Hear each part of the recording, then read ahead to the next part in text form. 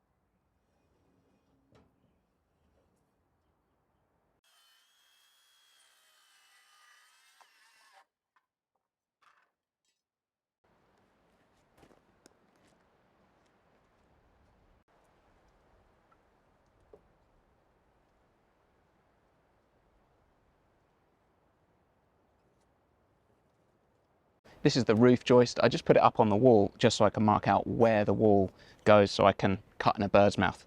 There's probably a very clever mathematical way for figuring out that angle, but I'm nowhere near that smart, so it's easier for me just to put it up there and mark out where the wall goes.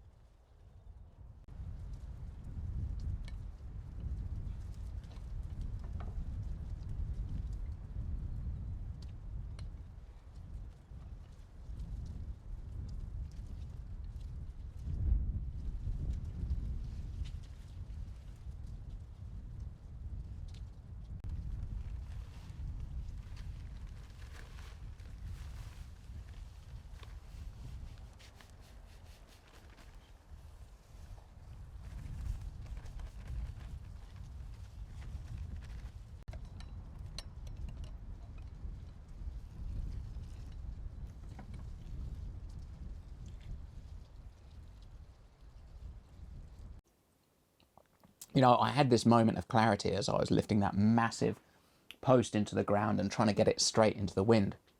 And I thought, my God, you don't make life easy for yourself. The problem with designing something like that is, you know, in a normal building where you build a floor first and then you build walls, And then a roof, you've got a flat, once you've got your floor and you've got a flat, stable platform to work on, you can put your ladder on it, you can get the walls and the roof up. But as soon as you remove the floor, like I've done there, it makes things really difficult, partly as well because the ground out there is sloping. So there's nowhere easy to put a ladder. And that post is pretty high just because the land slopes down.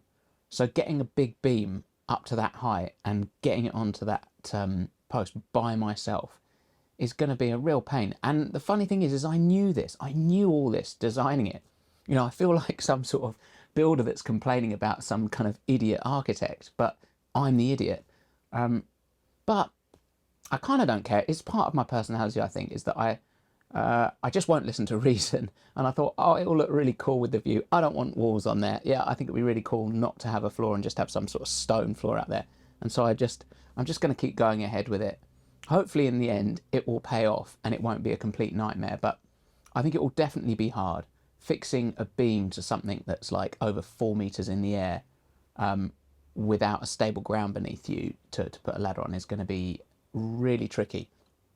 But I'll get there. I'll get it done for sure. But there are definitely easier ways to do this.